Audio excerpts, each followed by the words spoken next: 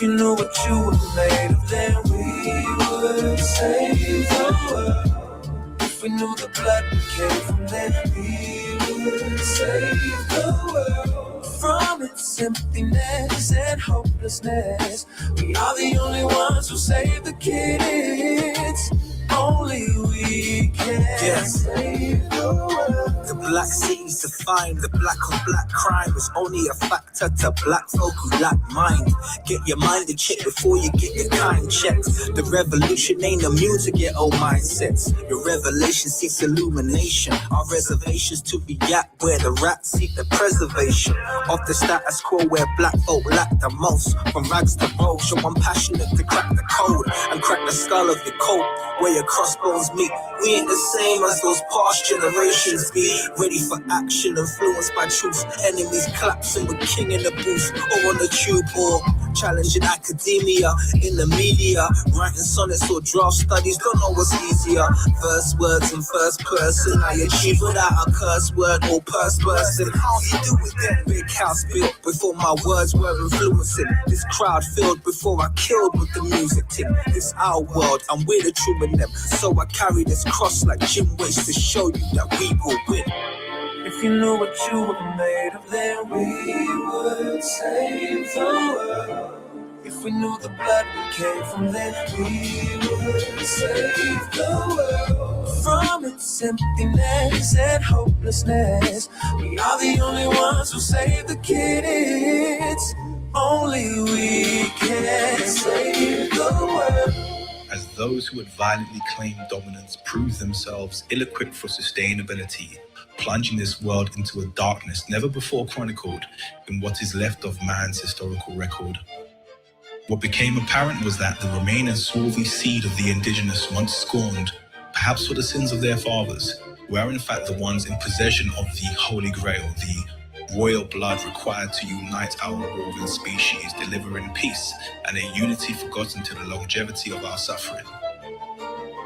The problem is, most are entirely unaware that they possess this gift, this unique ability to save a dying world.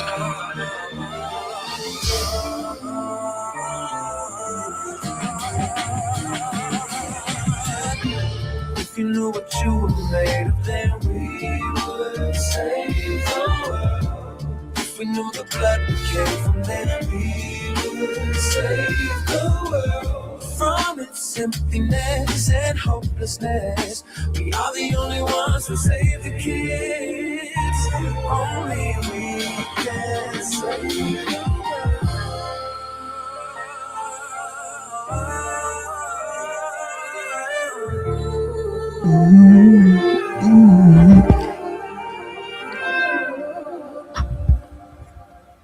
Good evening, people. What's going on? Hello, everybody. There's another short notice one, but I'm glad that you've decided to join me on your very precious evening or afternoon, I think, if you're tuning in from the States. Evening if you're tuning in from Africa and Europe. And miscellaneous if you're tuning in from Mike Heavy. Okay, let me turn it. I thought it looked a bit heavy. Let me just turn it down a piece. How's that? Is that better? Let me know if that volume's better. I've turned the mic down a bit if the mic was booming, because it did look like it was coming in quite hot. Like it was coming in hot. Let me know in the chat if you prefer this mic setting. I've turned it down a bit, or if you preferred it how it was before, just so I know. Okay, cool. All right, so how are we doing? We've got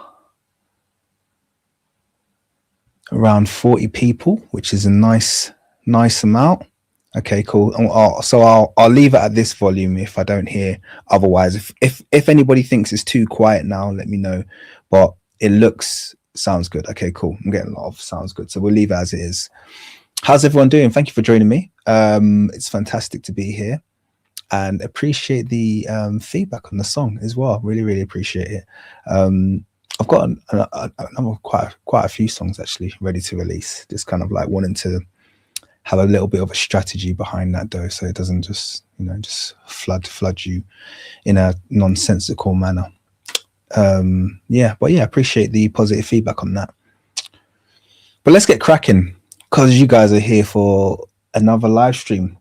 And what I'd like to do actually is just finish the video that we started yesterday. So for those of you who haven't watched it, if you're here on the live stream today, or if you're tuning in and you're watching this back, and you're not watching it live, anyone tuning in, not watching it live, I'd advise you to go back to the live stream that I've done just before this one to watch part one if you haven't seen it already, then come back for this one. Those of you obviously who are here now, just stay. don't don't switch off the live stream. You might as well stay, you know. And I'm glad she who must be obeyed locked up on my live stream. It popped up. Good timing. Now is a good time to post videos and to go live. It seems to be a little bit of a hot time, so yeah, we're doing well. 50 in the house, man. That is impressive, and numbers that I'm very, very happy with. So I think on that note, we could probably get started. So let me get the right screen up and we'll kind of get cracking. I was also just kind of like popping in, and the feedback's been really good on that live stream we did yesterday as well. People have asked me some really good, interesting questions. So yeah, once again, just appreciate the engagement. Once again, obviously another massive shout out to Know Thy Self, who produced this excellent documentary that I got copyright checked on. so yeah, no possibility of me monetizing either of these live streams, because there's a lot of copyrighted documentary footage in there.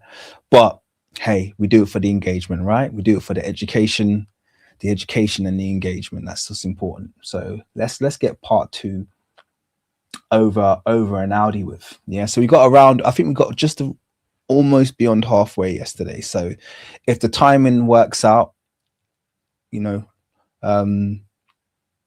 best laid plans not going to waste, I'd imagine we'll do about a 2-hour stream today. That seems realistic.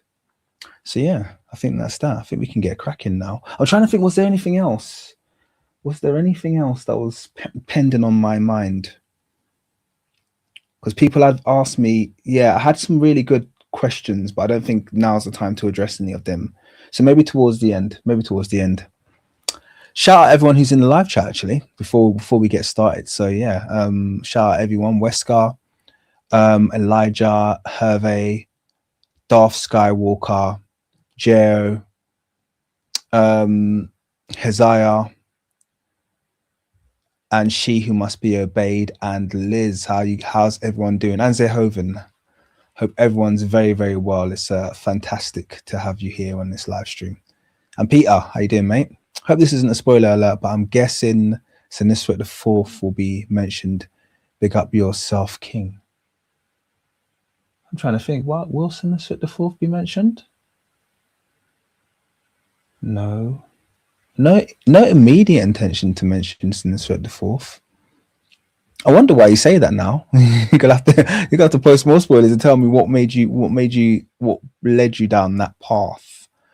Maybe you've seen the documentary. So actually, maybe he is mentioned. I haven't watched the second. By the way, I'm watching this live with you guys. I haven't seen the second half of this documentary, so we're gonna go with it that way. You know. I hope you reconstruct a Nubian. I will. So thumbnail wise, I did realize how much I've neglected the 25th dynasty. Part of it being kind of like, well, everyone knows they're black. I know some of you, that's like, hey, that's not politically correct. But it's kind of like, that was kind of it. It was kind of like, well, everyone already knows the Nubian pharaohs are black. Where's the fun in that?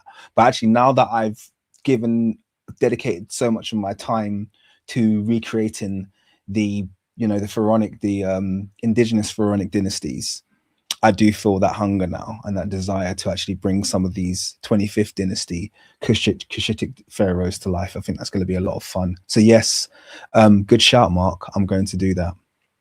Hesi Ra, or Hesi Ray, as in the first ever known dentist in the world in Kemet. I know who you're talking about. I think is that the one who we've got a side profile of? Let me know if that's the one who we have a side profile stele of in wood. If that is him, that's his side profile looks exactly like my son, like literally exactly like my son. If we're talking about the same person. Peter Bagju says Sinistret the Fourth. He's super West African looking, obviously related to all the other, Sinistret. My theory is they didn't bust his nose off because he's not considered an Egyptian. Oh, I know who you're talking about. Yeah. I know which one you're talking about. Yeah, that one looks like he looks properly like. I'm trying to find the ethnicity that's coming to the edge of my tongue, but I know who you're talking about. In short, yeah, I know which bus you're talking about, because actually there's another statue of him. See, this is why I need to finish my museum visits. There's another statue of him in the old Cairo museum when I went to Egypt, and I saw the other statue of him, and I was like, before I looked at any tags or anything, I was like, that's Sinistret the Fourth. I knew straight away because I was like, it was the same guy. So the good thing is actually there's more depictions of this dude as well. So yeah, good shout. I don't know if he's mentioned here. If he is, then cool. Due to the intermediate period. Okay, that's interesting to note. Yeah, so Hesse, Wildflower saying Hesse Ra is the one with the massive afro. Yeah, that's the one. So he looks like my son. If I showed you a side profile of my son, like spit an image of my son from side profile, literally. So that's quite interesting. JL says Sininke. Yeah. Okay, so this is okay. So I think you've got me along the right track there. He's definitely got that. Yeah, I can see that. Definitely. I would put him. Yeah, I would put him amongst Sheikh Anta Diop's people.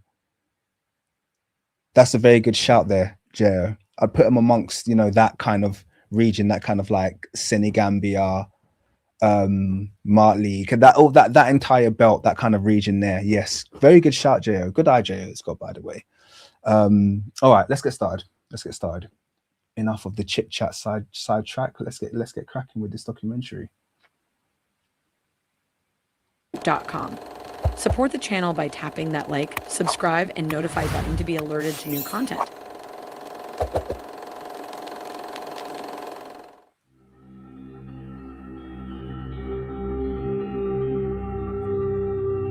The civilization of Kemet was not homogeneous. The delta was a transcontinental highway. So that papyrus we just looked at actually, I think, shows more than one. Let me actually go back. I think it shows, no, it just shows one.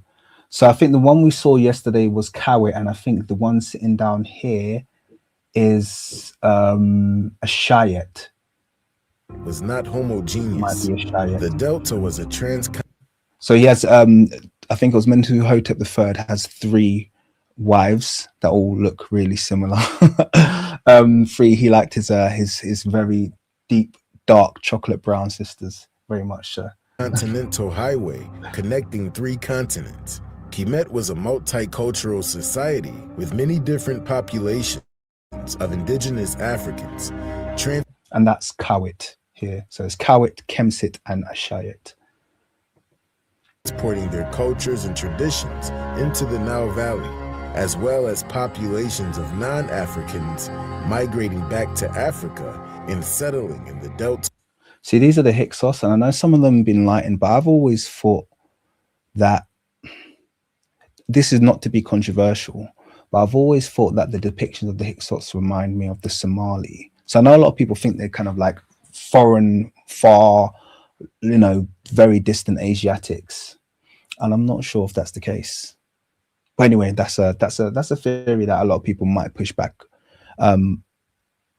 against. For me, but I'm more thinking about that kind of like homogenous empire that we had from the Arabian Peninsula, that kind of like all those kind of Semitic speaking people from southern. We're talking about that kind of like entire Aksumite, Habesha kind of region, and I've always kind of saw that in Hyksos, but I could be totally incorrect there. It was just something that I've seen. To regions and along the coastlines of North Africa.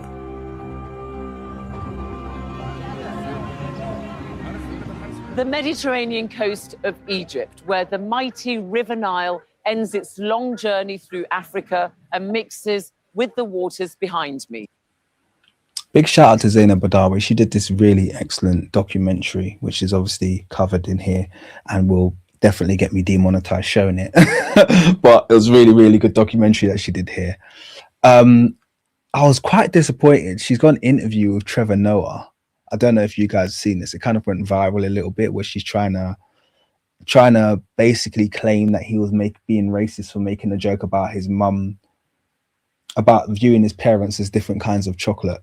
And she's just kind of like really digging a hole for herself. I'm like, Zainab, what is wrong with you? Who asked you to do this god awful interview? Like, just quit. It was so bad. It was terrible. It was awful. You know what I mean? It's kind of like, oh God, leave her alone. Like, you're immortalized because of this documentary. We don't need to hear any more from you if that's what it's going to be. just quit there. Don't do any more, please. When you come here to Alexandria, it's easy to see why Egypt became such a melting pot. You can get here through the Nile Valley and also across the Mediterranean Sea from Europe and the Levant, what we call the Middle East today.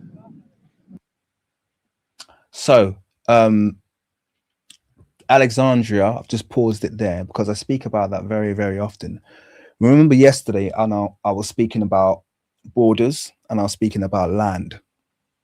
And remember, when we're dealing with Alexandria, when the Greeks first colonized Alexandria and then settled it, the phrase was Alexandria ad Egyptum, which you guys would have heard from me before, which literally translates to Alexandria next to Egypt. Okay, it was not classified or referred to or even seen as being part of Egypt. With this, going back to this understanding of not having these right angle borders around the landmass, but understanding that this city was separate to the 42 established cities that made up the nation of Kemet or Tawi, or what later became Egypt. Okay, it was made up from these nomes, these cities, this unison, this confederation.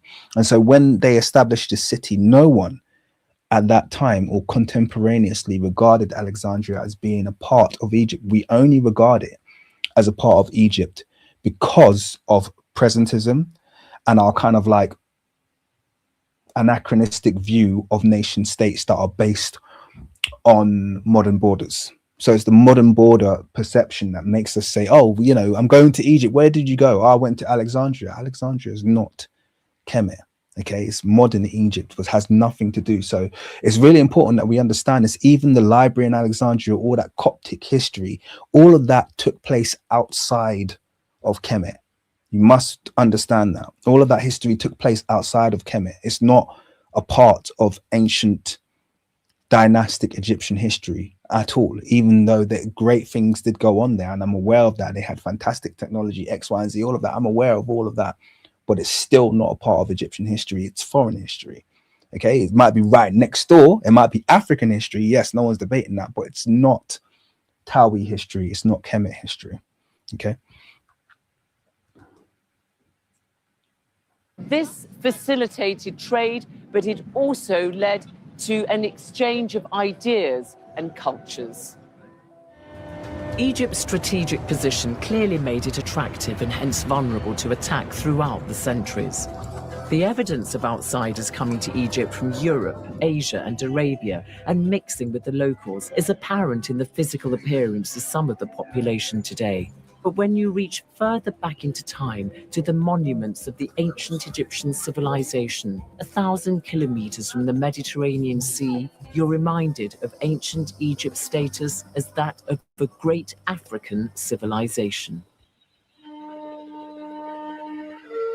She cooked there, by the way. I didn't feel like I needed to add anything.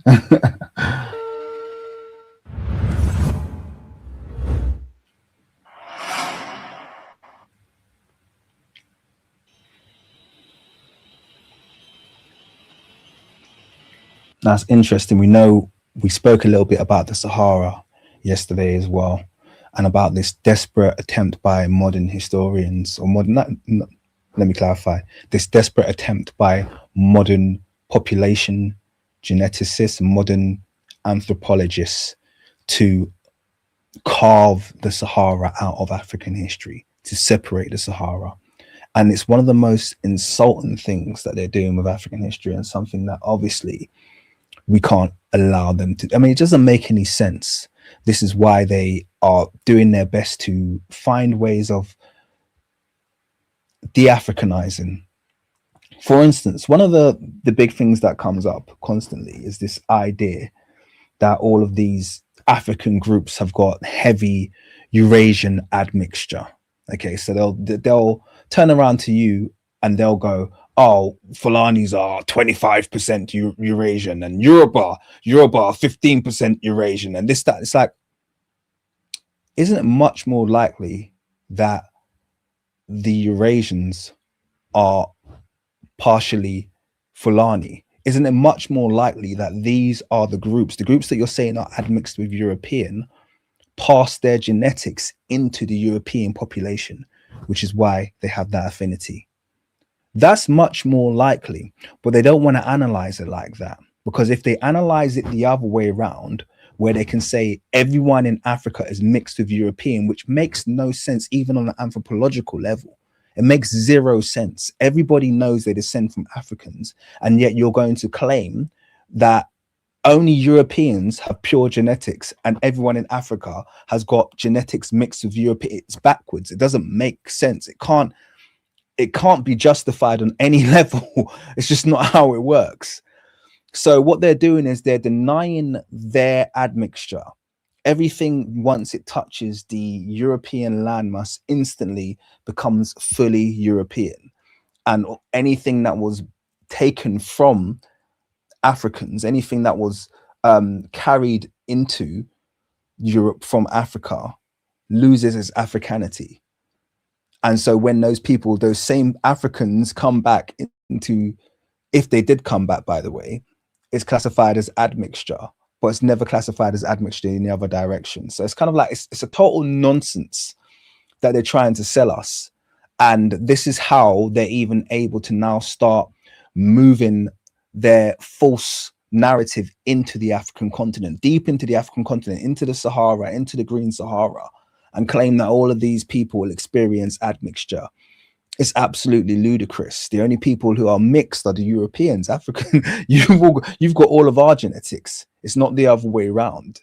Don't turn to me as a Yoruba and be like, "Oh, I've got 15% Eurasian genetics." No, you've got probably around 30 to 40% Yoruba genetics, but they'll never ever interpret it that way. They have to have this idea that they're pure. They're a pure, even though we know that Europeans are just literally, urbanized Asians. That's the origin. That's all of the genetics prove that and agree with that. It's not a disrespectful thing to say that you're a modern, very recent expansion from a very small group of people. You are an admixed version of an old melanated race.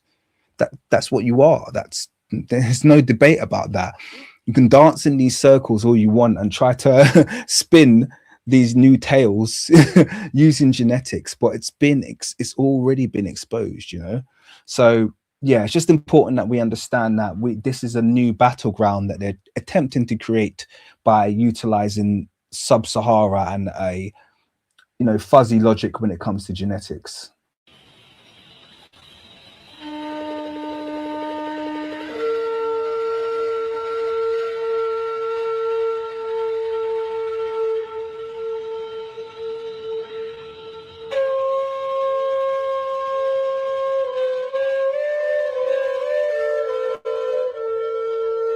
The history of pre-dynastic Egypt and the movement of African tribes drawn to the Nile dates back to the end of the last ice age. Around the same time, the ice sheets began to melt. The lush tropical jungle that covered northern Africa began to dry up. We went there to visit a beautifully painted prehistoric cave that was discovered in that region, just discovered in 2007. It has on the ceiling very beautiful prehistoric rock art depicting the people who lived there and their raising of cattle and various domestic scenes and that sort of thing. We're talking about Black Africans. Yes. Over thousands of years.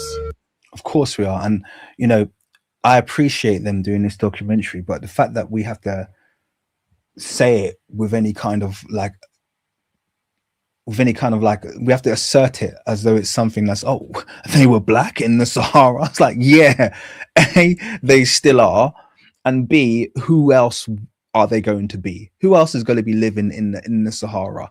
It's funny, it reminds me of that documentary I did when I was critiquing, and I don't mean this offensively, but I was critiquing that guy Luke Cavans, who did this whole thing about, you know, he went into prehistoric and the Sahara, and then he had his, you know, AI videos of these pale skinned people walking around in the Sahara in prehistoric times. I'm like, are you freaking kidding me? What the hell would there be pale people in the Sahara in prehistoric times?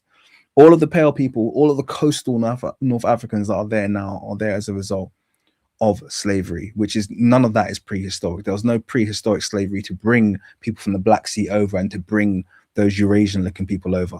Back this time, exclusive blackness, exclusively members of the black race. And don't let anybody tell you otherwise, because it just wasn't there. It became the Sahara Desert. There were migrations east, and many tribes settled on the banks of the Nile, along with tribes from the south. The White Nile begins in Tanzania and flows northward until it reaches Sudan, where it converges with the Blue Nile. The Blue Nile begins near Lake Tana in Ethiopia. Like the Nile, these ancient African tribes have been migrating from the south, following the flow of the river northward since the Neolithic period. The Nabta Playa find was announced by CNN as the Stonehenge of the Sahara. And it's a fascinating site. It does have megaliths. And however, the calendar circle that got a lot of attention is composed of smaller stones that come up to about your knee. But that forms a very interesting calendar circle, which has astronomical meaning. And that calendar circle is in the complex of megalithic large stone structures and alignments as well. Mm-hmm. The Nile is quite an interesting question. I know they're talking about Nabta Playa now, but Wildflower has written about the Nile starts in Uganda. So obviously, most of you will know that the Nile splits into, well, actually, it has two source points that feed up to, that basically join, and then they feed the Nile that, you know, runs through Sudan and Egypt. And they're the Blue and the White Nile. So the White Nile is the one that runs into the Great Lakes regions of, you know, Uganda and that whole region, Burundi, Rwanda, etc. And the Blue Nile is the Nile that runs into the Horn of Africa.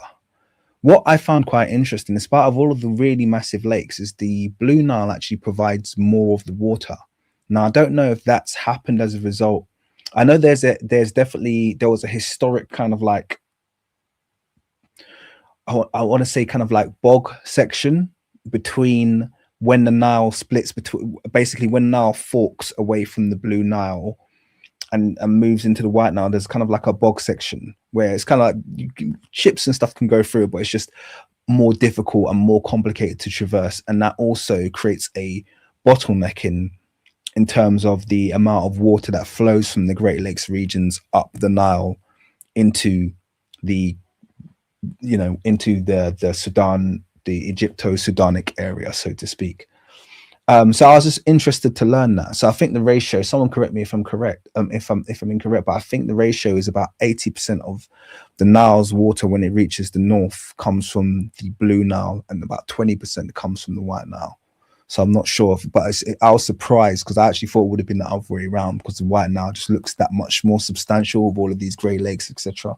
But apparently the Blue Nile provides, and there's a big kind of like political discourse has taken place with Ethiopia kind of like threatening to dam the Nile, and there's loads going on. God only knows why, but yeah, there's all this kind of like political backdrop that's taking place at the moment. So it's interesting.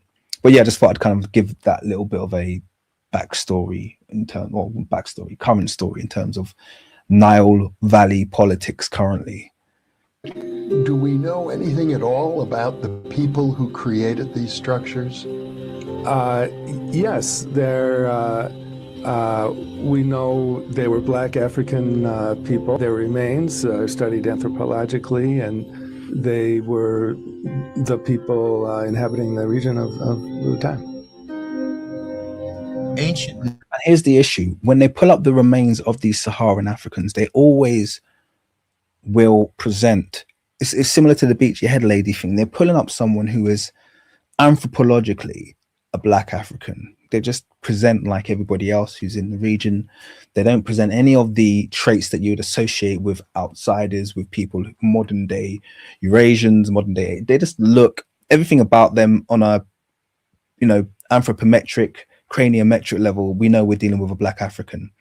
And then what they're doing is they're then getting genetics and based on the outcomes of their genetics, they're trying to disqualify what the anthropometrist has already proven. They do this in ancient Kemet. These are the bodies and the bones of Black people, but they then want to use the genetics to try and say, well, actually, oh my goodness, beachy head lady, we thought she was Black, but it turns out she was white. It's like, no, if there was any possibility that beachy head lady was a white woman, they would never have presented her as an African.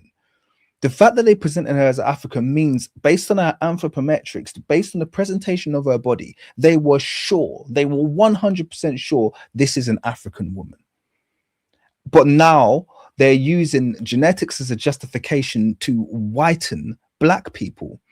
It's very, very pseudoscientific what's taking place, because they don't even have the data.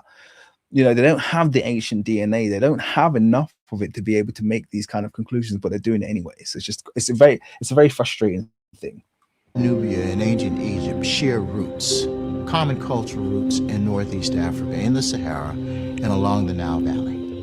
The ancient Egyptians and the ancient Nubians can both be described, especially in the earlier periods, as being descendants of Northeast African indigenous populations.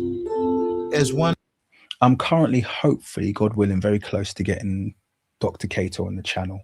We're in discourse at the moment over email, so fingers crossed, a few dot the I's, cross some T's, fingers crossed I'll get him on soon. That'll be groundbreaking if we do manage to get him on. One writer said all of these people are Africans, and I define Africans as people whose biological histories have emerged and their identities have emerged in Africa, and where any mixing that took place on African soil. The Egyptians did not come from any place else other than the Nile Valley. Their identities and any other ancestry that they may have had were all forged together in that space. In those ancient times. Would anyone argue there's an argument to be made that the Egyptian identity was formed as a conglomeration between people of the Nile Valley and people of the Sahara? Because that was always the impression that I've been given. There was kind of this conglomeration, so this kind of traversing of people from the Green Sahara coming together with people who were already existent upon the Nile, and then formulating this kind of this system that found its way traveling downwards towards the Delta region. That's kind of always had been the impression that I've had, kind of just obviously reading the works of Sheikh Anta Diop and doing my studies. I'm obviously open to be convinced otherwise. So that's the only point where I'd love to drill further in terms of how far back was Dr. Cater referring to when he said that they've only ever been along the Nile. I'd like to know if there's an argument to be made about the Saharan contribution. Egyptians called themselves Remech and Kermet, which means the people of the Black Land. Inscriptions refer to their origins being the land of Punt, which is present-day Somalia and northern Kenya. They point to these southeastern regions as being their ancestral homeland. You guys already know what I think of Punt. If you don't, check out my shorts. I believe Punt is the Great Lakes region, and I believe that the name of Punt is preserved. It wasn't Punt, it was Pawun or Pawun or Pawen Ntu. So Pawentu would be the name. And I think that's been preserved in many African kind of states in and around the region, like Burundi. Because the two, by the way, the T and the D interchange is very, very, very common. So there is a possibility, even just Egyptologically, we've got it wrong sometimes when we use the T, because there's a lot of names even that translate to D. And then obviously the P and B interchanges there as well.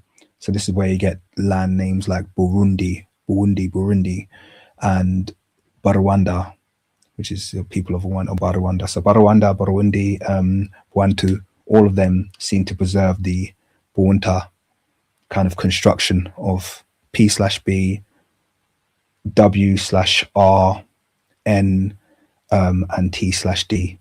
So it's interesting, but I don't personally think it's Somalia. I don't. That's just my personal point of view. But it also could have been a larger region of people who in modern times we classify as Cushitic speakers. It could have been a large region that spanned basically both source points of the Nile, so the foot of the Blue Nile to the foot of the White Nile. That's also a massive possibility. So remember, just like I was saying yesterday, we have got this modern mindset. And by the way, if you look at old maps, that's kind of like regions where single groups of people used to span. So we have got this mindset that these borders that we have currently are historical, and they're not. People have always moved around Africa. I did speak about yesterday the fact that if you look at maps dating, I think like the 16th century, the Tigray people are in Central Africa, literally where we'd place the Congo today. You see Tigray, and it's like now they're right on the horn. So what's happened there? Well, they've moved, okay? People moved around the continent constantly. So that's an important thing to kind of like note there as well.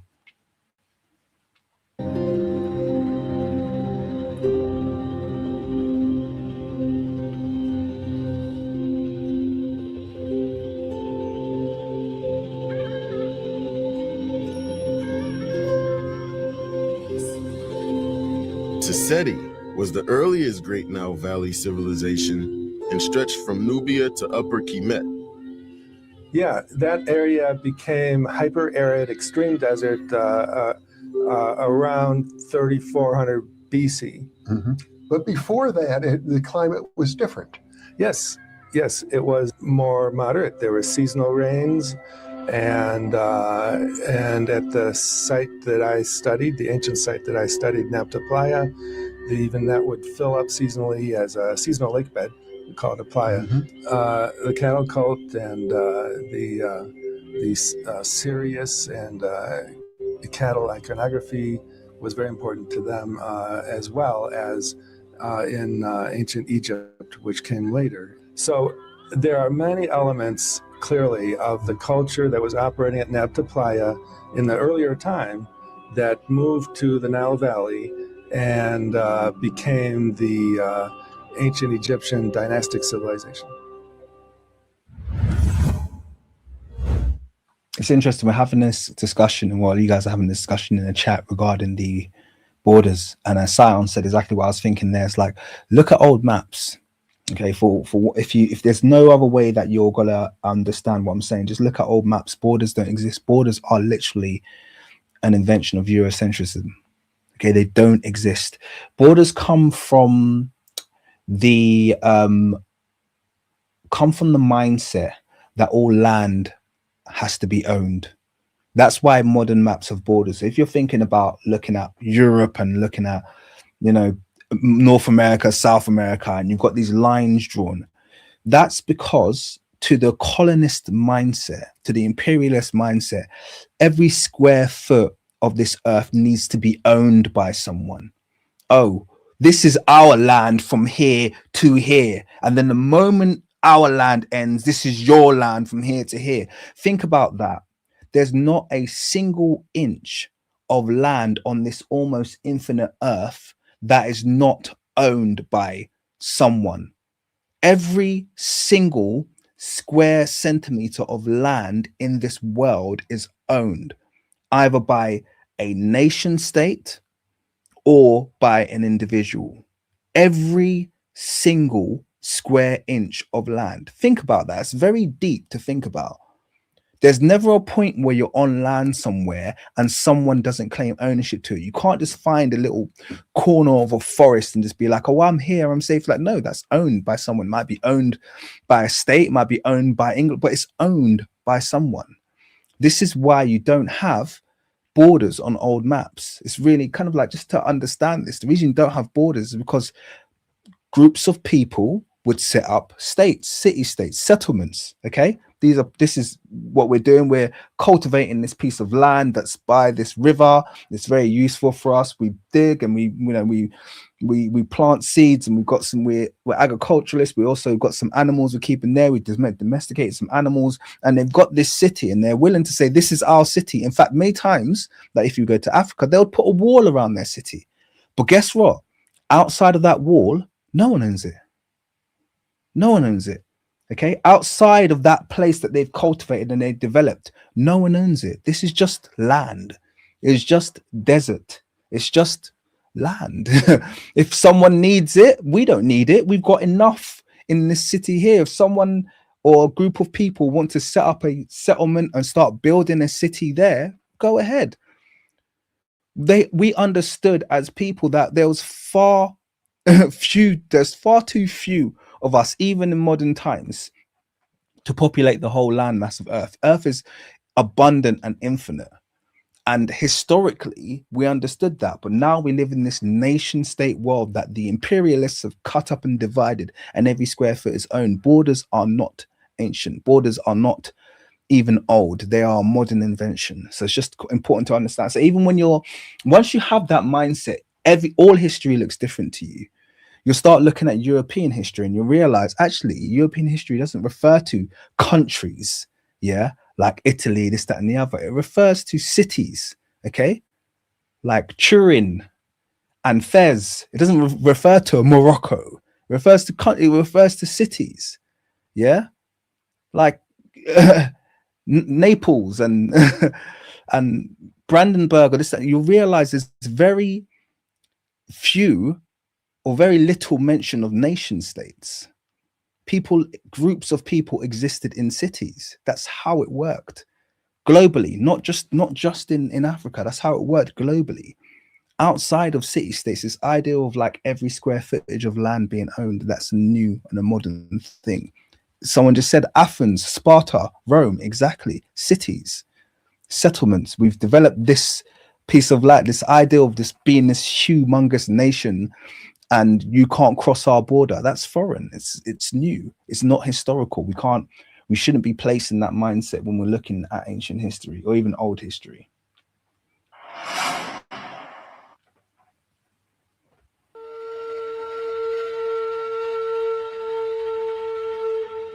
The Nabta Pleiistone Circle is the world's oldest astronomical site located in modern-day Sudan. Nabta Playa emerged in the Nubian desert as a regional ceremonial center during the Middle Neolithic period. Archaeological studies have identified hundreds of the hearths, cultural debris, and numerous mummified cattle, which represented wealth and power amongst the people of the time. 1 second. I'm just going to go back. I saw something quite interesting there. I did a short about the Kepler. I'm not sure if anyone's seen that. I did a short about the Kepler, and it wasn't a short actually. It was a extract from a lecture that I did at University of Bristol, and I was talking about the Kepler and its meaning and its relationship to the Kepresh and Hathor. And I just paused here because this is quite interesting, because we have a depiction of the Kepler but with a ram's head. So if you know something about that and you want to share, please feel free to put something in the chat, because I'd love to continue expanding my knowledge on that subject. I think this symbol is I know a lot of people just relate it to something that made, pushing the sun out, but I think that's just an Egyptologist, very limited. I think this symbol is linked to leadership, it's linked to fatherhood, it's linked to nurturing, it's linked to it's got all of those links basically. So it's a very broad symbol, a very broad pictorial symbol that has great depth. So yeah, anyone who wants to add more to that, yeah, feel free. I'm all ears. Hundreds of the hearths, cultural debris, and numerous mummified cattle, which represented wealth and power amongst the people of the time. The cattle iconography was very important to them, as well as in ancient Egypt, which came later. And one of the important correlations is which you as an astrophysicist studying archaeoastronomy pay attention to, is similar alignments found in the Giza Plateau where the Great Pyramids are. So in ancient Egypt, the heliacal rising of Sirius heralded the timing of the floods. Mm-hmm. The Nile flooded every year at about the same time, just after the heliacal rising of Sirius. Ancient Africans studied the precession of the equinox from as early as 9000 BC to around 3400 BC at the site of the Napta Playa. This is where geometry and the concept of pi was developed, as well as the world's earliest evidence of pastoral life. Archaeological evidence reveals these populations were Black Africans who were indigenous to the entire continent of Africa, not just below the Sahara. At about 3500 BC, the monsoon rains pattern moved further south. So Napta Playa region became extreme desert and had to be abandoned. And that's when the culture, the ancient Egyptian dynastic culture that shows many of the same elements, pops up in the Nile Valley. So you're suggesting maybe these people migrated north? Yes. Extreme weather conditions forced both populations of the Green Sahara and the Napta Playa to migrate to the Nile Valley, and with them, they brought the traditions of cattle worship, mummification, geometry, and the study of the stars. When the Napta Playa... It's I'm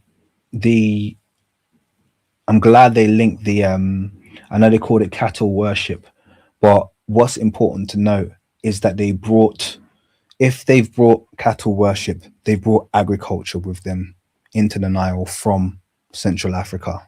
And we already know that here, talking about Africa's native breed, the Shanga cattle, which already proves the fact that pastoralism wasn't introduced from outside. It's impossible, because Africa has its own unique breed of horned cattle that was utilized in ancient Egypt. Ancient Egyptians didn't use the Asian cattle, which were right next door.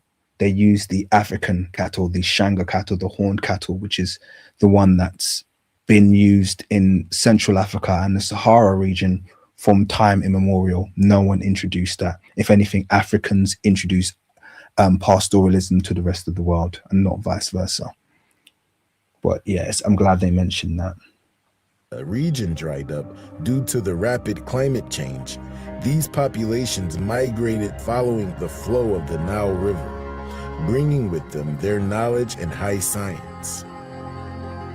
Yes, so there's this very clear link from the astronomy at Napta Playa at around the time 4000 BC. We know from the anthropological evidence that the people just predating the dynastic civilization in the Napta Playa region were Black African people. There were monuments, temples in Old Kingdom Egypt that were rebuilt to track the rising of Sirius as it moved. Their alignment of the temples was rebuilt to track the rising of Sirius as it moved through precession motion.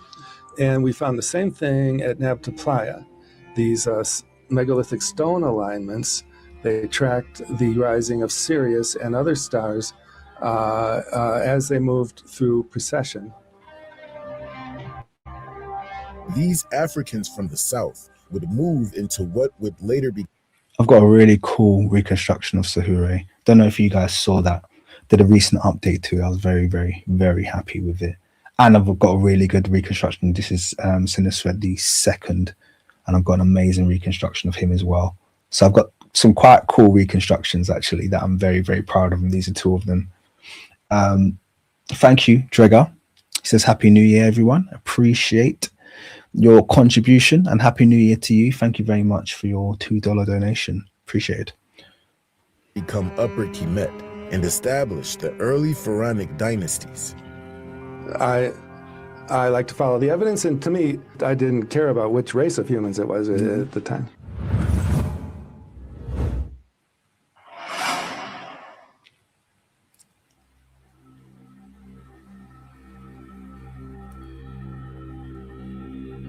The 5,600-year-old Tajwanat mummy, known as the Black Mummy of the Green Sahara, is the earliest evidence of advanced mummification in the world and was discovered in 1958 by Professor Fabrizio Mori. And it's very, very clearly, like indisputably, a black child. Now, I have no doubt that they'll try to twist genetic material to deep, but this is the thing. This is why we must just kind of like keep our common sense up there, where it's kind of like it doesn't matter what your genetics say. This is clearly a black person, you know, because they're constantly trying to, you know, taking, you know, the studies on Takarori and Tafelrat, who are obviously black, those groups of North Africans, obviously like black Africans, and the way they try to manipulate data to be favorable towards some kind of a Levantine admixture. You just have to be very aware of these things. Predates the earliest Kemetic mummy by nearly 1,000 years and was found in modern-day Libya. This 2.5-year-old boy's organs were removed, as evidenced by incisions in his stomach and thorax, and an organic preservative was inserted to stop his body from decomposing. He was embalmed and wrapped in cowhide. An ostrich eggshell necklace was placed around his neck, and the boy was given a royal burial. Because of Remember when, I believe it was I think it was Diodorus who said that the practice of mummification was inherited by the ancient Egyptians. They weren't the originators. They inherited it from the Kushites, from the Ethiopians. Yeah, he said that they inherited it. Yeah, it was an ancient practice amongst essentially the Africans, that the Egyptians, this is what was known. This was what was recorded. It was known. It was shared contemporaneously. It's only modern times that they'll ignore all of that very clear data pointing to an African origin for these traditions and claim that, you know, it's something else. Of this very sophisticated form of evisceration, what we have is essentially the earliest form of complete mummification yet found in Africa. And it's interesting that everybody always goes to Egypt as the home of mummification, and yet in fact from the dates of the Black Mummy there's certainly nothing like that going on in Egypt at that time. Anthropological evidence has revealed the populations of the Green Sahara during the early to mid-Holocene era were Black Africans. Due to the extreme climate change and the desertification of the Sahara, these populations were forced to migrate, and with them they transported the science of mummification and the tradition of cattle worship to the Nile Valley. These traditions had deep African roots and would continue in the Nile Valley. We found the bones and charcoal of cattle. So this was really the very first hard evidence, archaeological evidence of some kind of ritual connected to the cattle cult. I find it very interesting that these animal-headed human figures exist outside of Egypt at such an incredibly early date. And then later in pharaonic culture, you find exactly the same motifs repeated in the very sophisticated Egyptian art form. And I think this is something that continues to be practiced in several tribes. I think someone's already mentioned Dogon, and there's a few. I think there's a few others. Feel free to list them, by the way. I can't remember them off head, but who do the kind of like cattle head and other kind of like spiritual masquerading practices that look very similar to ancient Kemet. So it's definitely a kind of a continent-wide practice amongst many of them. And once again, yeah, just it's that cultural continuity that exists between various African cultures, where we can say that this, you know, the ancient Egyptian culture isn't a dead culture. It's just a culture that's no longer practiced in this region. The Nile Valley was populated by various tribes and populations from the source of the Nile, the Green Sahara, Napta Playa, and the Horn of Africa. Early Pharaonic culture was seated in the south between the regions of Kusto and the city of Nekheb. It was this fusion of early African ingenuity which planted the seed of civilization and birthed the nation of Kemet.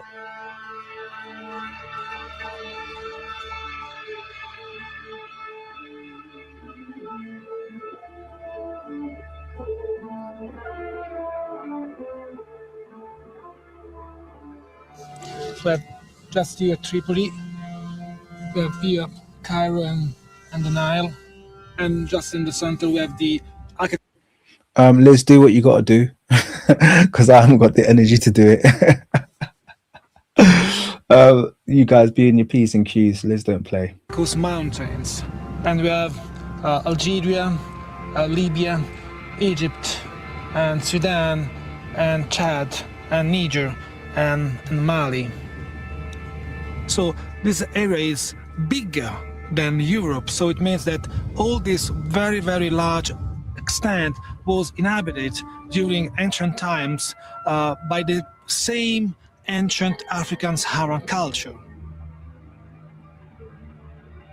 I find it quite extraordinary that this Central Saharan civilization shows all the features we generally associate with later Egyptian pharaonic culture, and mummification is a prime example. There are definite links between the two cultures.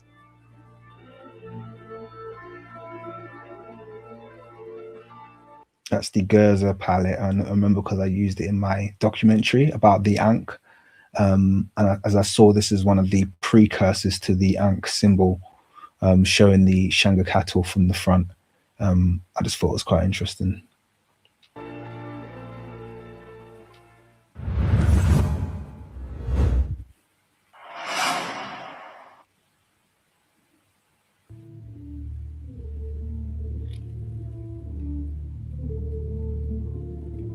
Traditionally, very neglected, by the way, the Kushite kings.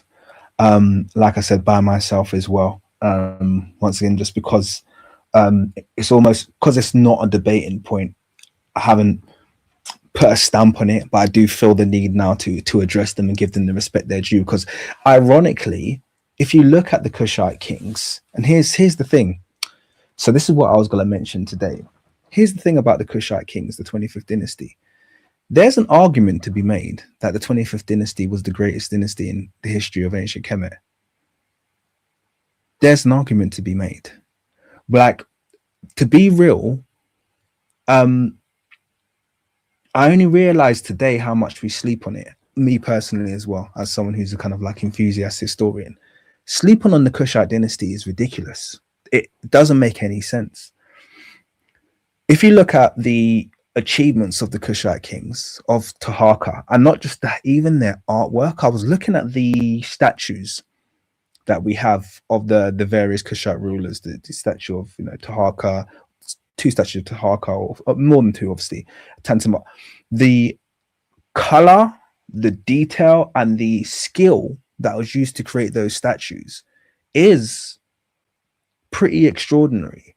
Sometimes I look at the statues of the 25th dynasty kings, and I'm like, unlike the fake bust of Nefertiti, which literally was made yesterday, these look like they were made yesterday. They're so well made that they've seen very little degradation. and there's no reason they should be preserved that well. There's no examples of Ptolemaic artwork that has survived that well. And they survived that well because they were made to an exquisite level. So it then reveals to you perhaps access to a kind of like a higher form of artistry than we've seen historically in ancient Kemet. Very, very overlooked. I'm gonna start giving them far more respect. Far more respect, because that dynasty I think is incredibly significant. And I'm gonna start really digging into what they actually achieved, because they are massively underrated. I agree. Egyptologists have relegated the black presence in Egypt to the 25th dynasty, which they refer to as the Kushite period. It's a period of time in the 8th century BC when indigenous Africans from Kush came into Kemet, which had fallen on hard times. It was invaded by Libyans and Assyrians and others. They came into Kemet to restore the land of their ancestors. Those were their specific words, to restore the land of their ancestors. And for approximately 100 years, 5 African rulers, Kushite. Look, here's some of their statues that I was talking about. This artwork is phenomenal. Absolutely phenomenal. I want to give a quick shout out to Brazil Bloodline. I hope I've said that correctly. And they've said, I really appreciate your work, King. I know you make our ancestors proud. Thank you. Us who follow you must do more. We have to start channel ourselves to help spread the word. Spread the word. Do research, more reading. We all can. I appreciate that. And you know what? If I inspire you to start a channel, please do it. And please reach out to me as well. I love nothing more. I'm telling you, like, there's nothing that pleases me more than seeing other channels that I've helped to kind of inspire and seeing them flourish. And I will be a part of them flourishing. I will circulate as much as possible, because that's what this is all about. At least for me. Other people might have other motives in this day, but for me, it's about us people, melanated people globally, knowing our history and knowing it in an unapologetic form, to the point where it gets to I want it to get to a point where the words of mainstream media, which we're not going to stop, and the mainstream interpretation of history becomes irrelevant to us as a people. Because to a lot of people, it's irrelevant already. I speak to so many like intelligent people who know their history, and already they've discarded the mainstream narrative. But we need to get to a stage where that becomes the norm for our communities. And the only way we get there is by, people who feel driven. I don't believe it's everyone's calling to do this. It takes a lot of kind of like energy and stuff. But if it is your calling, just know that I've got your back. So I appreciate that message, and I appreciate that donation of $10. It's really very well appreciated. Shout out to you. I think that was it, Rouse. But I was just saying about these statues, they are something else. They really look like, what I love as well, and this is another thing, I was looking at these statues in some detail today. That's why I kind of made one of them the thumbnail. I was looking at these statues as well. I was looking at every aspect of them as well, the musculature of the statues as well. I don't know if you've seen it, but what you'll notice is when these kind of like Middle Easterners cosplay as Egyptians or cosplay as kind of like ancient Africans, they tend to like they don't feel confident about showing their body unless they go to the gym and really pump up and get themselves. I've seen this one kind of like piece of content going around where it's this Egyptian guy. I'm guessing he's a native Egyptian, but he's like a bodybuilder, and he only looks even half decent dressed as a pharaoh in the kind of like loincloth, because he's pumped himself up. These are just normal African builds. We know already that Africans, we have a natural musculature that's not shared with other it's to do with having less, you know, evolving in warm climates and having less layers of fat. At least that's what I've been told. Apparently, I don't know if that's the case, but the bottom line is, like, this is normal African build. It's a similar phenomena we see with the Greek statues. And those of you who've been in the channel long enough know what my theory is about those. I think most of those have been changed because the bodies don't match. It's like you're showing these well-defined cut, but these aren't European bodies. You know, you're showing us this Adonis and this, that, and the other. Europeans don't look like that unless they go to the gym 7 times a week, and unless you don't look like that naturally. Those are natural African bodies. This is how Africans, just if they eat relatively well, this is how we roll out of bed.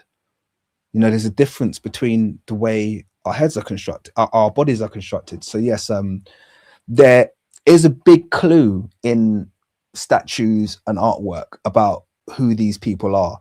These ones still have their original heads, but certain ones across Europe don't have their original heads anymore, or have had their heads carved.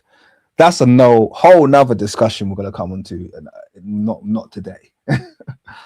White rulers came into Kemet, drove out the foreigners, and then rebuilt Kemetic culture. And someone did just mention as well the smoothness as well. Yeah, smooth. Yeah, just like European. Did you notice how, if you look at all of those statues of Greek Adonises, of these people, they're not hairy chested? Once again, I'm not saying that to throw shade. Africans are the people who are, you know, historically, genetically, phenotypically smooth chested. Yeah, we don't tend to get that hairy. I've got a couple, I got about 6. I got about 6 chest hairs in the middle. I actually have a bit of a laugh because my wife's hairier than me.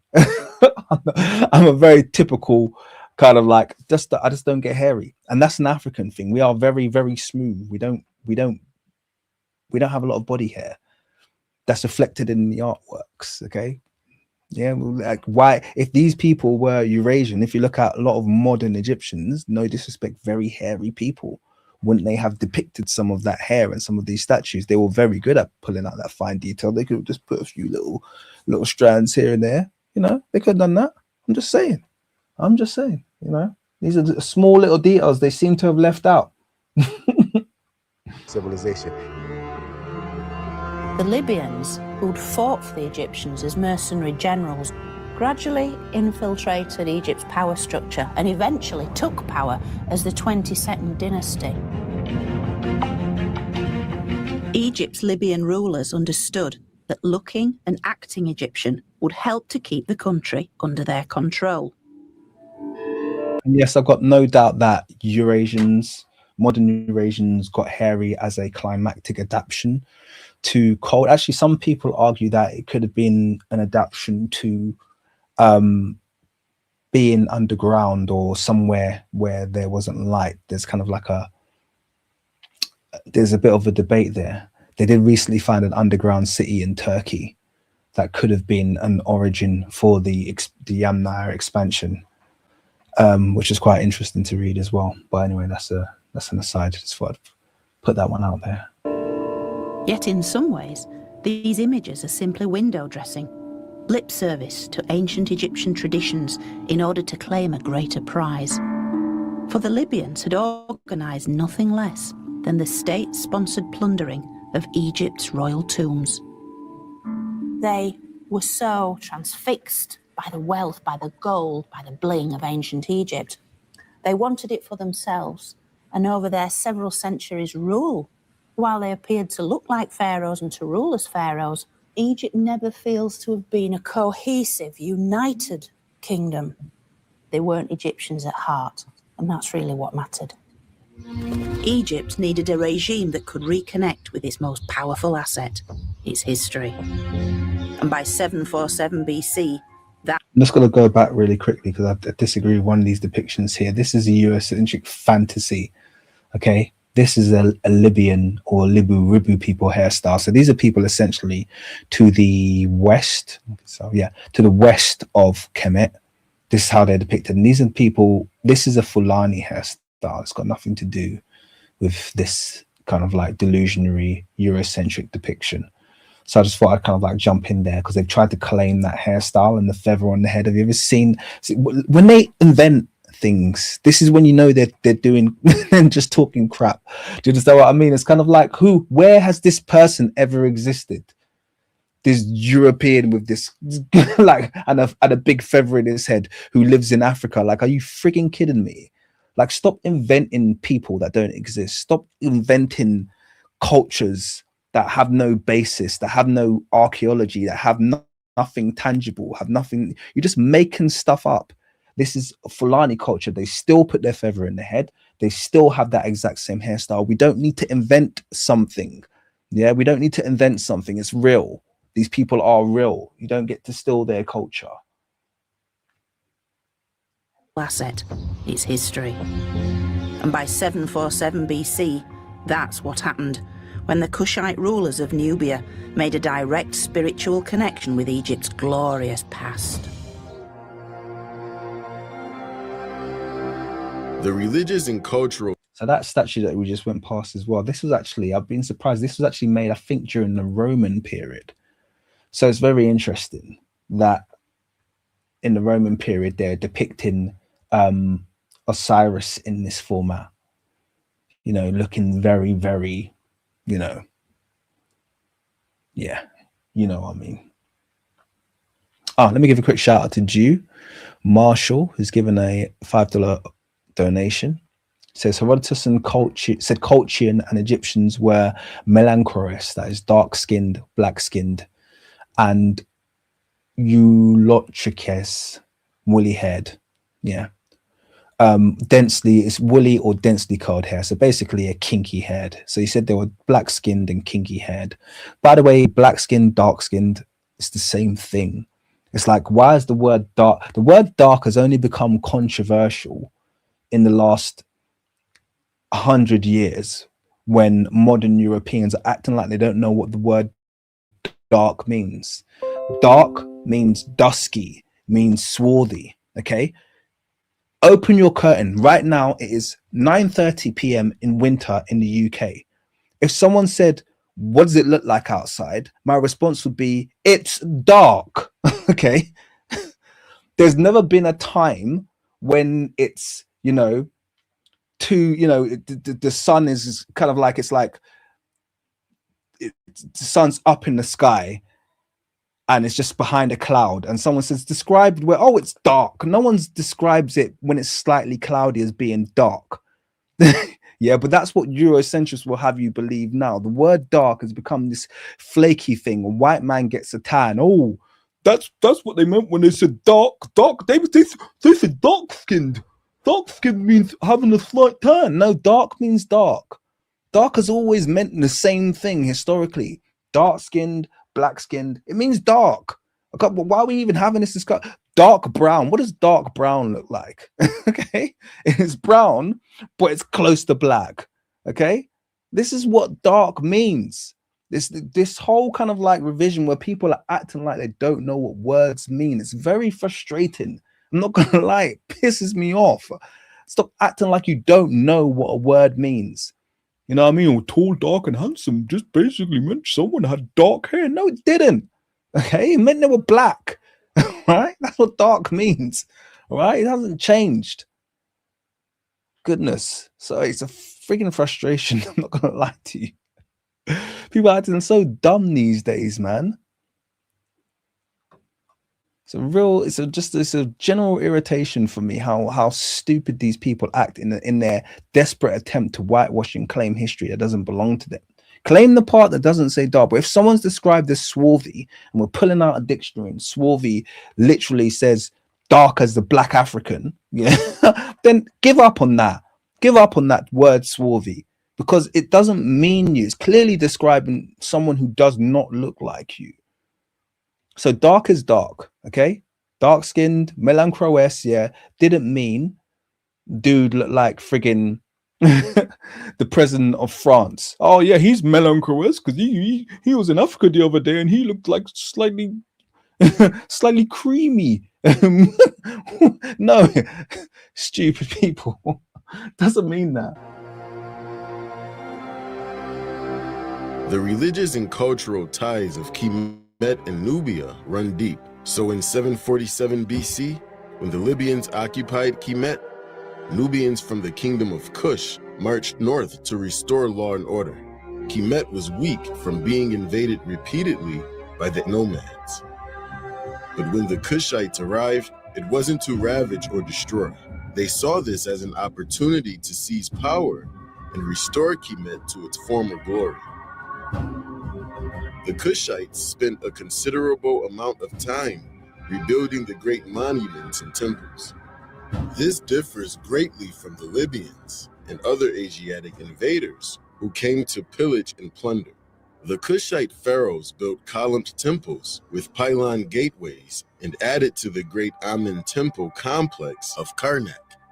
They also took... And that actually just, them adding to the temple at Karnak, which I believe was built by Amenhotep III, adds to something that I had proposed in the paper that I wrote about when I was basically making the claim to reattribute the statue that's currently in the British Museum, the BM15, which is a large colossal head that's currently attributed to Amenhotep III, to Ramesses. Because the only reason they actually attributed it to Ramesses was because to Amenhotep III, is because they found it in Amenhotep III's temple. But it looks like Ramesses, and it had Ramesses cartouche in it, so it was attributed to Ramesses. So they were like, oh, well, Ramesses must have just stolen this. I was like, hey, wait a second, if it looks like him, why would he hasn't stolen it? Why would the 25th dynasty come along and rebuild this temple? In Egyptological mindset, them rebuilding it meant that they were stealing it, but that wasn't the case. They always default to this idea of iconoclasm. They always look at the later pharaohs that came as people who wanted to destroy what came before them and claim it for themselves. That's Eurocentric mindset. This is how their minds work. These are the border people. These are the imperialists, the colonial, the people who have no respect for their ancestors. Africans have utmost respect for their ancestors. In fact, you can't get more respect for your ancestors than worshipping them or passing them into the pantheon, than actually revering them. That's like ultimate respect for ancestors. Every single ancient Egyptian deity or netta was a man or woman that walked the earth. Every single one of them was a person that lived a life, going back to Osiris, who was one of the first. These people all existed. So this idea that they came and then they broke the noses off because they wanted to stop them from breathing and they wanted to, it's a load of crap. That's Euro crap.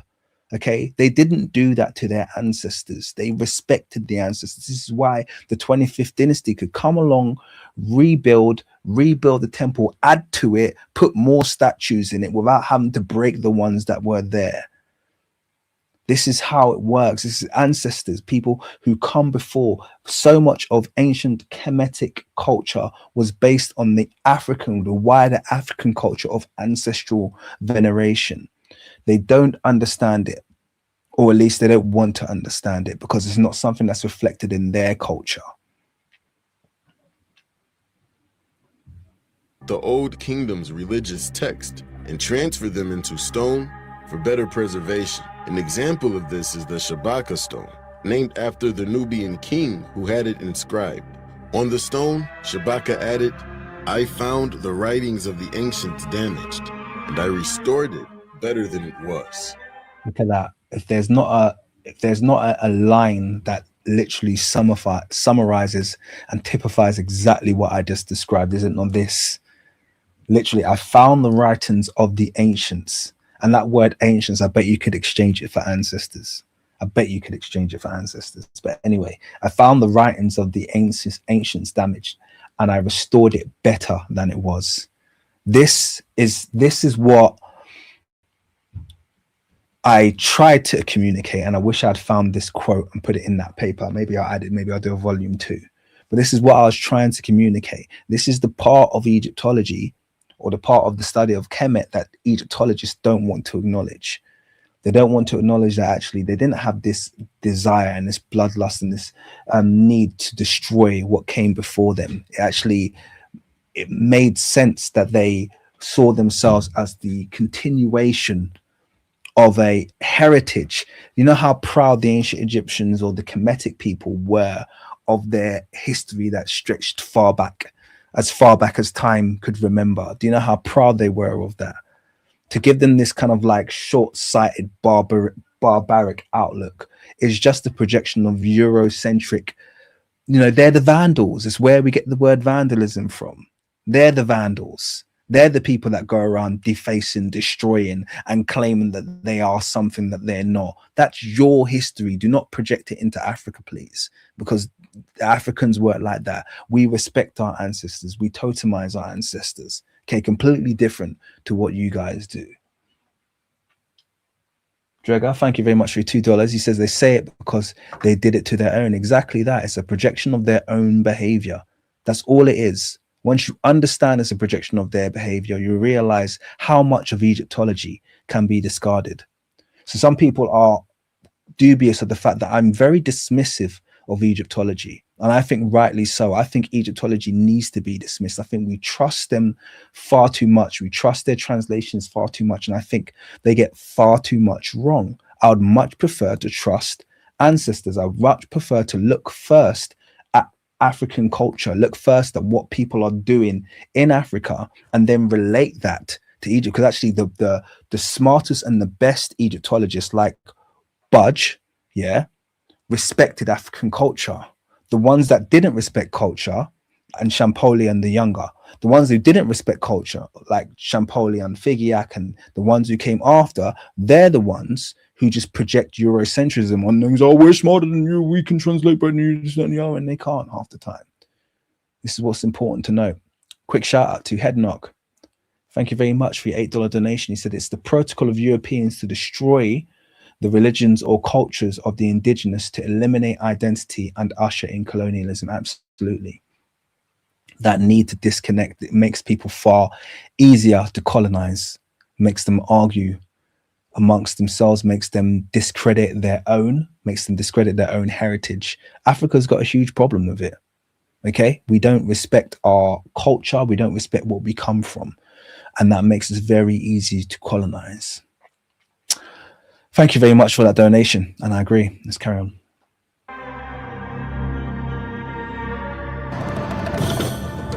They were fervent believers in Egypt's traditional gods, in some ways making them more Egyptian than the Egyptians.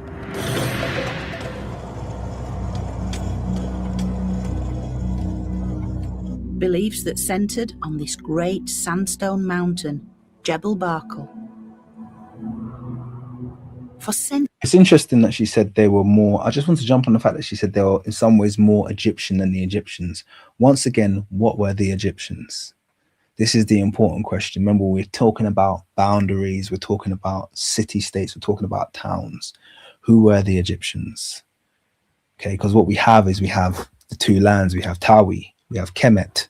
Okay, we have these city-states. Okay, forget about this big meaningless landmass and think about state to state. You know, where did they set up there? Where did they rule from?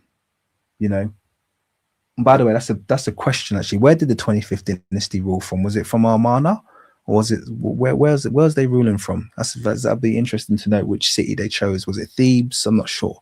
So that's a question for everybody. Maybe you could get back to me because I'm not actually sure. But where did they rule from? Okay, and whilst they were there, what was the kind of like what totem did they uplift?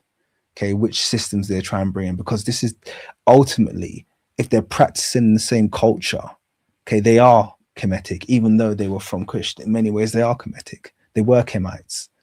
Okay, so they were just literally traveling up. They were traversing, just like we were talking about the whole idea of people traveling between Punt or Puantu and Kemet. Same people, same culture. Everything's the same. Nothing's different, you know?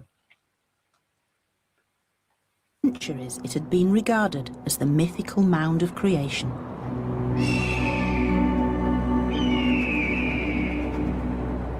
The mound from which Egypt's great creator god, Amun, was born.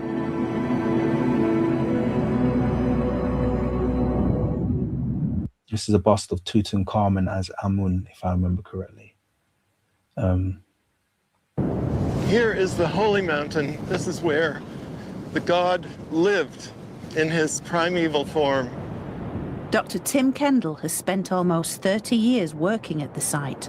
Being at the southern limit of the empire, it was where the Nile began, where fertility began, and so it had to be the place where creation began. So this was they imagined this as the birthplace of the god Amun.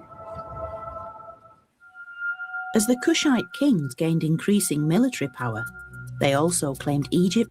I love the fact they've talked about the birthplace of Amun as well, because it was acknowledged by the ancient Kemetic people that Amun was the god of the Ethiopians.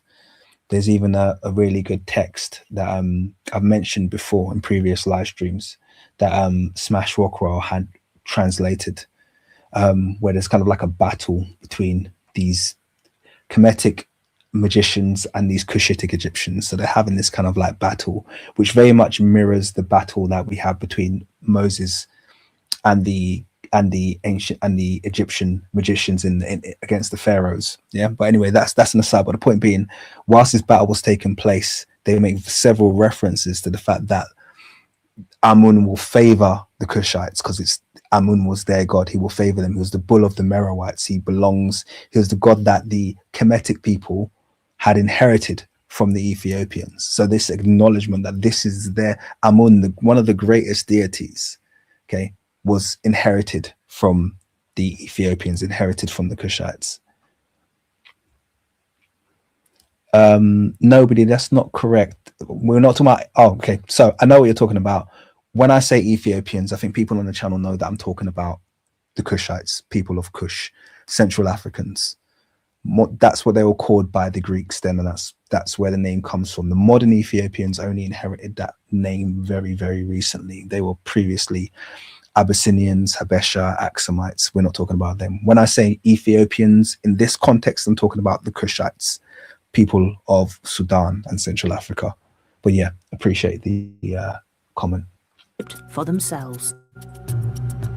So when King Pi led a Kushite invasion of Egypt in 747 BC, he didn't plunder or destroy, but restored and rebuilt, and founded Egypt's 25th dynasty.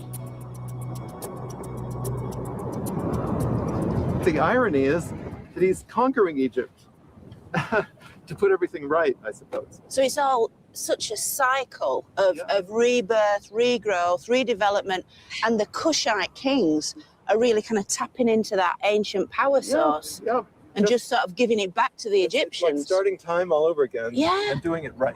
So they had that same sense of history and continuity as the Egyptians. They are the natural successors of the 18th dynasty kings.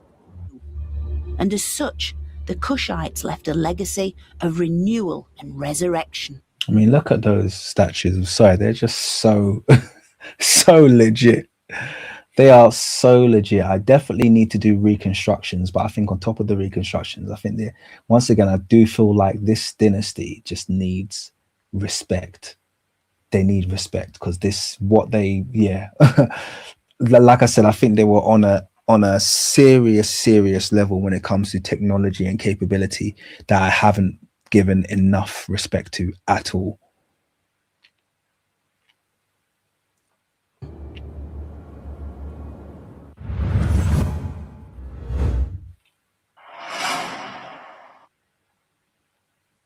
I am here today to make a plea for history, to say that history is not something about the past. No, history from the African point of view is something which allows you to have self-respect. It helps you to have a reclaimed identity. It helps you to assert yourself on the social, political and cultural agenda today. So it's a very, very important thing. And in my view, it's been overlooked wrongly. It's very fashionable.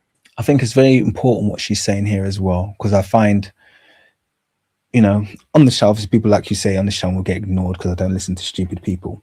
But you'll find that people will only fire the criticism towards black people about looking at their history. Oh, what, you know, you hear some of them say, oh, well, what are you doing today? Only today matters. That's the kind of stupidness that you'll hear from like normally other black people. Well, only today. What are you doing today, brother? What are you talking about the past? What are you doing today? Rise up, man. Pull yourself up. So you hear those kind of idiots, but then you also hear people from outside the black community say, well, history's not that important. You know, it's not helping to develop Africa. This and all these stupid things. It's kind of like, do you realize how much of the modern success of any group, but let's say Indo-Europeans, is linked to their fabrication of history? You do realize that, don't you? You realize that their ability to, you know, proliferate around the world with so much success is linked to this false notion of Western civilization, this idea that these people form a um, continuum of leadership that dates back to the ancient Greeks, where they were the first to create thought. They were the first people to start thinking outside the box, and they invented civilization. This is their delusional form of history. Let's leave aside the fact that their actual ancestors were responsible for the destruction of the Roman Empire. Yeah, remember, the Romans didn't invade themselves. The Romans were invaded by the Visigoths. The Visigoths are their descendants. Yeah. Those are the people who allegedly destroyed, you know, these vandals, these people. Yeah, they're the ones who came, yeah, the barbarism, and they destroyed the Roman Empire. But they want to be both. We are both the Romans and the descendants of the people who destroyed the Romans. Yeah, that's anyway, that's their history. But the point I'm saying is that everything relies on history. They've actually placed their full bets on distorting and rewriting history. That's what they placed their full bets on. Them. We're going to put all of our money, all of our chips, and it paid out fantastically for them, distorting our history and rebuilding their own history. So I would actually say the importance of history is underrated. I don't do enough. If I could do more, I would do more.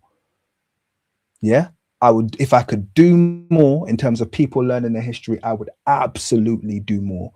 I want Black history to be, you know, I want us to know it like the back of our hand, so that we realize that nothing that's taken place in the present is a reflection of the limits of our capability, or even a reflection of anything significant. This current blip, what we are in right now as melanated people, is a tiny little blip in history, a tiny little blip where they've managed to spin history and deceive us, and it won't last for very long.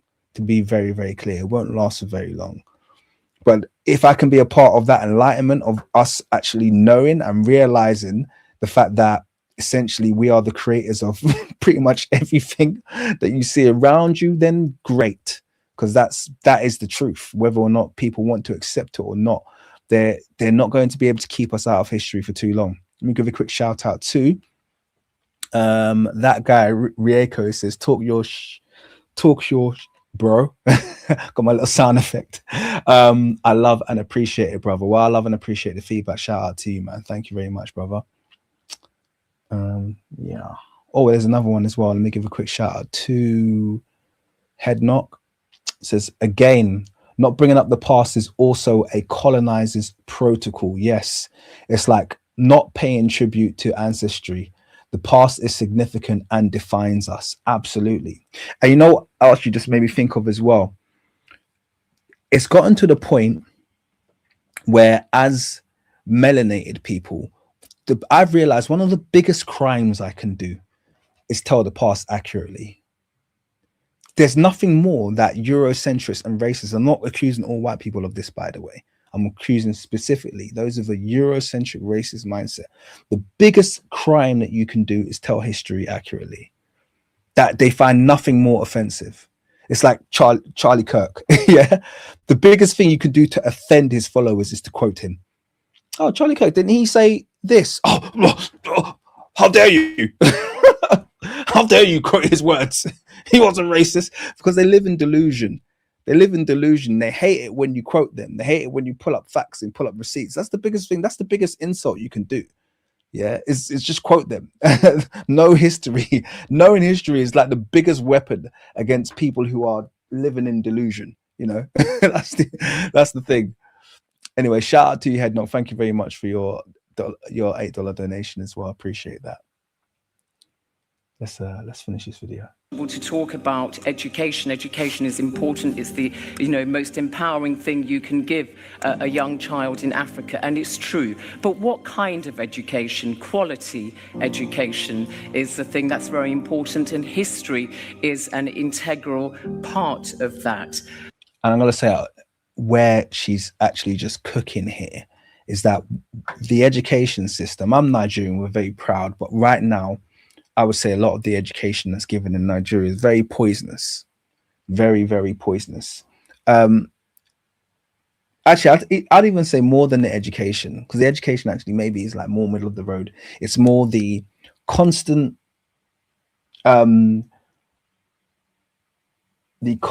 reverberation of lies through media. Nigerians are so addicted to flipping Western news channels. It really makes me sick, honestly. Like, and I know I think this is the case in a lot of West African countries. I've been to Ghana and Nigeria, and they seem to have the same addiction in both lands, where they love watching CNN and BBC Worldwide, and I hate it because it's poisoning their mind. Like, we don't need to watch those channels anymore. I know all of these nations have their own news now. We have our own access. We don't need to be governed. All of those news networks are prioritizing what's important to them. And this is what gives all of these people in these nations these outlooks that are very Western biased. And this is why there's so much, people laugh about it, but there's so much white supremacy in Nigeria at the moment. It's very frustrating. Get a lot of people with very white supremacist mindsets, because they're consuming too much crap. And I just wish, look, this is where it kind of goes back to that donation that someone gave me earlier about if we can all be a part of proliferating more information. I've got a history network. Other people might want to set up news networks, set up just chat channels, whatever it is you have the capability to do. If you're kind of like thinking about it, now's the time. We need as much information and much availability to information as possible if we're gonna spin our brothers and sisters globally to thinking in the right way. Let's carry on.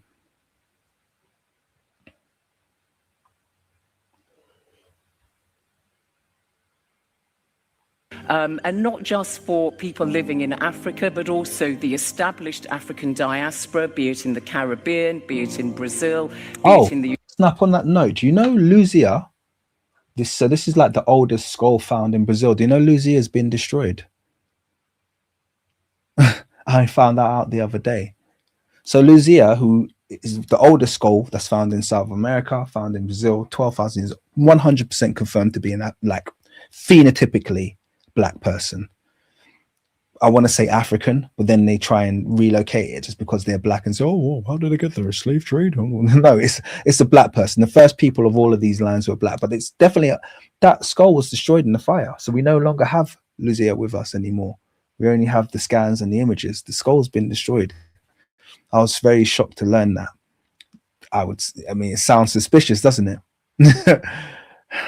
It sounds suspicious, doesn't it? It's one of these things like Black people perhaps in America starting to be enlightened to the fact that they were definitely a proportion of native Black people in the Americas. I think if you don't believe it at this stage, then I think that you don't want to believe it. You want to believe that every single Black person in America came from the slave trade. I'm not going to argue with that. You're well within your rights to believe that, but I think the anthropology and the evidence suggests very, very strongly that there were definitely at least a proportion of Black people in the Americas already. That's very supported. It's not even that controversial anymore. But isn't it interesting that one of the oldest kind of like anthropological bits of skulls basically and cadavers that we have is no longer with us. It's been destroyed. Very sad. Maybe they wanted to destroy it before they did genetic testing on it, because modern whole genome sequencing might have revealed a picture. Maybe they did it already and they realized, hey, we need to imagine if they tested it and it has a signature very similar to modern Black Americans, for instance. That becomes very, very yeah. Anyway, it could just be an accident. I could just be saying conspiracy theory. Maybe it just burned by accident. Who knows? Established African diaspora, be it in the Caribbean, be it in Brazil, be it in the United States, whether it's also the more recently arrived diaspora Africans living in the West, all part and parcel of the same history. It's a shared history. It doesn't matter where you live in the world. You are of African descent.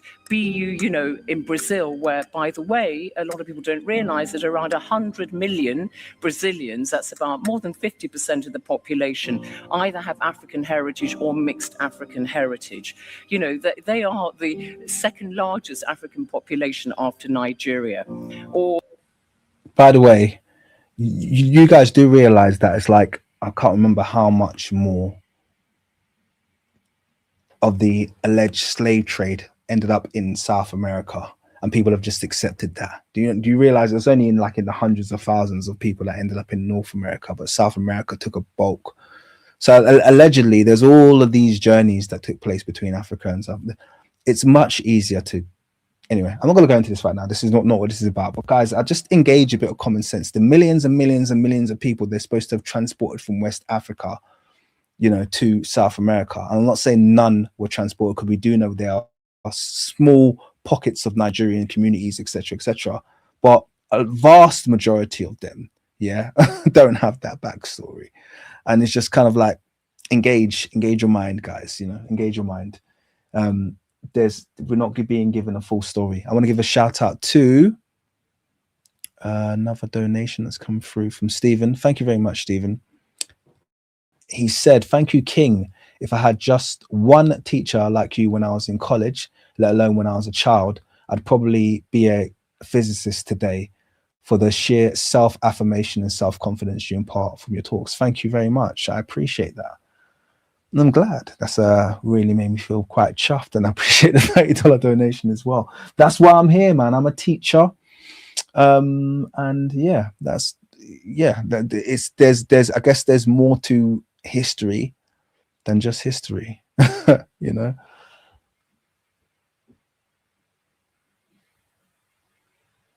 or the African American diaspora, the most powerful and influential diaspora of Africans in the world. Our history is about identity, it's about self-respect, it's about claiming our own narrative. So it's that oneness of the disparate community, it's bringing everybody together under, you know, one banner. Only when lions have his... I have to give Know Thyself another shout out as well, man. This is such a good video. I'm so glad that I was able to just spotlight this. Obviously, he doesn't need my views. This video's got hundreds of thousands of views, but I'm very, very privileged to spotlight this on my channel. Such an excellent video. Historians, will the hunters cease to be heroes?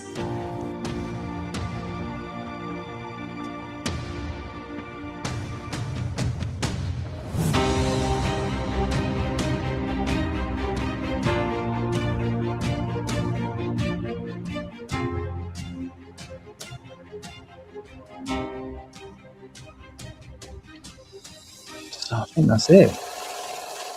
Log in with us. www.knowthyselfinstitute.com. Support the... There you go. Let's pause it there, so that if anyone wants to go to the Know Thyself Institute website, I'm sure it's very good, because it's...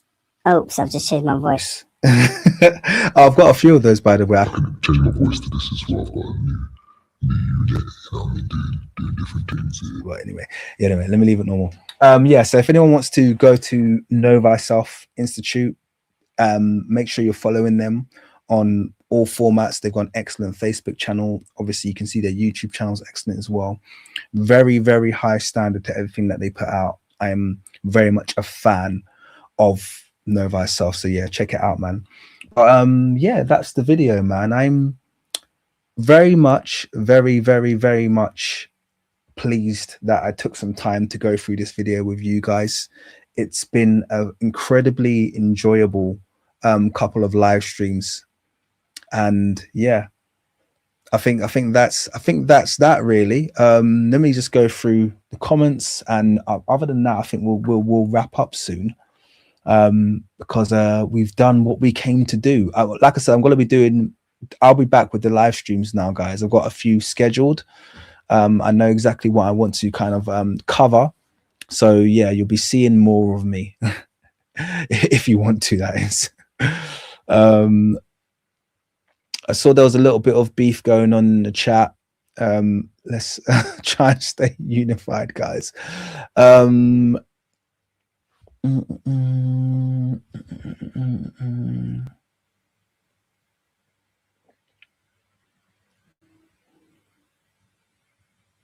That would be an interesting video, the history of the Magi.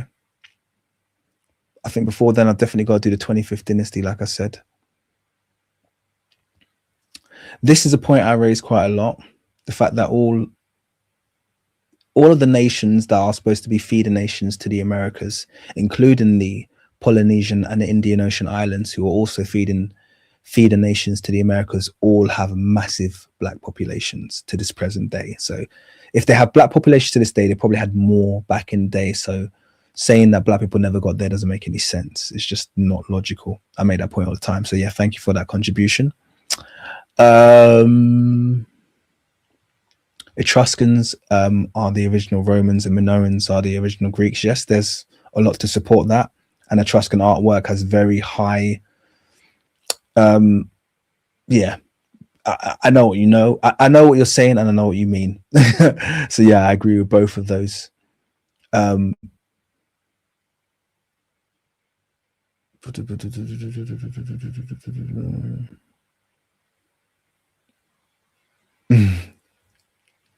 I think that's it. I'm going to call it a day. Thank you very much, guys.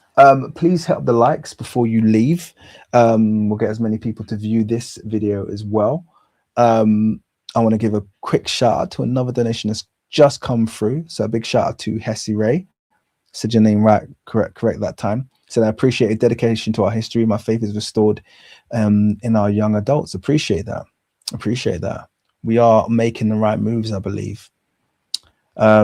Yeah, and I just want to say thank you to everybody. So I think that's a nice little closing note to everyone. Thank you all the people that have joined the stream and donated. So I just want to give another quick shout out and thank you to Hessie Ray, to Stephen Carter, to Headknock, to that guy Rieko, to Dragar, to Jew Marshall, to Basil Bloodline. I appreciate you all for your donations. It's much, much, much appreciated. So yeah. I think we'll call it a day on that one. Have a fantastic evening. I'm going to let my track play out one more time. Why not? Why not? So let's get that going.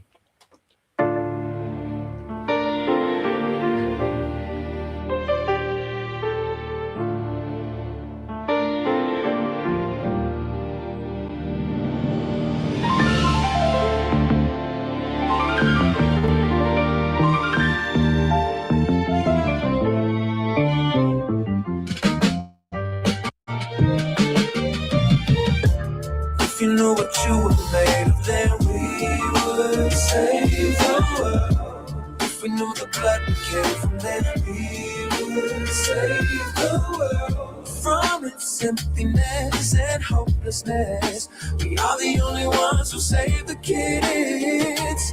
Only we can save the world. The black city's defined, the black on black crime is only a factor to black folk who lack mind. Get your mind in check before you get your kind checked. The revolution ain't immune to get old mindsets. Your revelation seeks illumination. Our reservations to be at where the rats seek the preservation of the status quo where black folk lack the most. From rags to bones, I'm passionate to crack the code and crack the skull of your coat where your crossbones meet. We ain't the same as those past generations be. Ready for action, influenced by truth. Enemies collapse. With king in the booth or on the tube or challenging academia in the media, writing sonnets or draft studies, don't know what's easier. First words in first person I achieve without a curse word or purse person. How you do with that big house built before my words were influencing this crowd filled before I killed with the music tip. It's our world and we're the true in them, so I carry this cross like Jim Waste to show you that we will win. If you knew what you were made of, then we would save the world. If we knew the blood we came from, then we would save the world from its emptiness and hopelessness. We are the only ones who save the kids. Only we can save the world. As those who would violently claim dominance prove themselves ill-equipped for sustainability, plunging this world into a darkness never before chronicled in what is left of man's historical record. What became apparent was that the remain and swarthy seed of the indigenous, once scorned, perhaps for the sins of their fathers, were in fact the ones in possession of the Holy Grail, the royal blood required to unite our warring species, delivering peace and a unity forgotten to the longevity of our suffering. The problem is, most are entirely unaware that they possess this gift, this unique ability to save a dying world.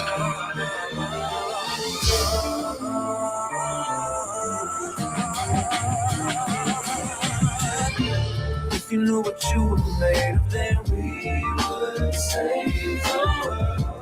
If we knew the blood we came from, then we would save the world from its emptiness and hopelessness.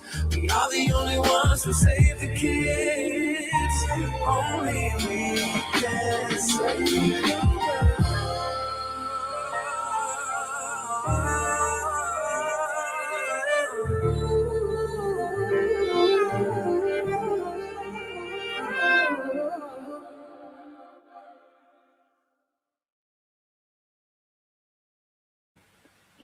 All right, guys, that's it. Stream the song, by the way, Save the World. Okay, let me just quickly put on the banner. Okay, you'll need to search King Mono with an X. Okay, so King Mono, Save the World. Stream it, please. Peace.